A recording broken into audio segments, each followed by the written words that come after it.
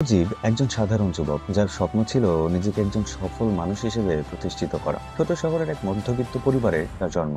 বাবা ছিলেন একজন স্কুল শিক্ষক আর তার মা ছিলেন গৃহিণী। পরিবারের আর্থিক অবস্থার কারণে সজীবকে তার স্বপ্নের পথে অনেক বাধার সম্মুখীন হতে হয়। তবুও তার অদম্য ইচ্ছা তাকে পড়াশোনায় মনোযোগী করে তোলে। সে মনে করত কঠোর পরিশ্রমই ভাগ্য পরিবর্তন করে। বিশ্ববিদ্যালয়ে পড়ার সুযোগ পেলেও সজীবের জীবনে একটা বড় চ্যালেঞ্জ আসে। তার বাবার হঠাৎ অসুস্থতা এবং পরিবারের আর্থিক দুরবস্থার কারণে তাকে পড়াশোনার পাশাপাশি একটা চাকরি করতে হয়। সে একটু রেস্টুরেন্টে ওয়েটারের কাজ নিল। দিনের বেলা ক্লাস আর রাতে রেস্টুরেন্টে কাজ, এই দুইয়ের মাঝে তার জীবন চলছিল। তবে তার সহপাঠীরা যখন আনন্দ করত, সজীব তখন নিজেকে পরিশ্রমের দিকে মনোযোগী ছিল।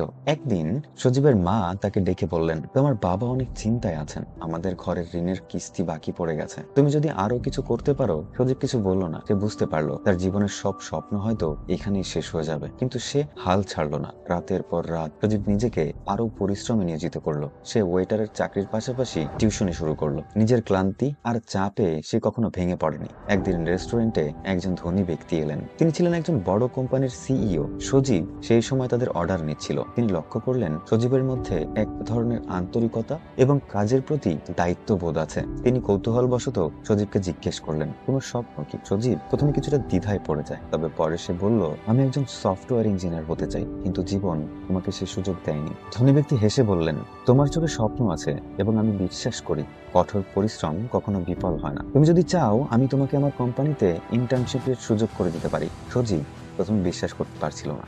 সে সেই সুযোগ গ্রহণ করলো। ইন্টার্নশিপের পাশাপাশি সে পড়াশোনায় মনোযোগ দিল। ধীরে ধীরে তার কাজের দক্ষতা এবং নিষ্ঠার জন্য কোম্পানিতে তাকে স্থায়ী চাকরির প্রস্তাব দেওয়া হলো। সজীব তার পড়াশোনা শেষ করলো এবং কোম্পানিতে তার দক্ষতার সকলকে মুগ্ধ করলো। কয়েক বছরের মধ্যেই সে ওই কোম্পানির সিনিয়র ইঞ্জিনিয়ার হয়ে গেল। তার পরিবারের আর্থিক অবস্থাও উন্নত হলো। একদিন সজীব তার অফিসে বসেছিল। তখন সেই ধনী ব্যক্তি, যিনি তাকে প্রথম সুযোগ দিয়েছিলেন, তার কক্ষে প্রবেশ করলেন।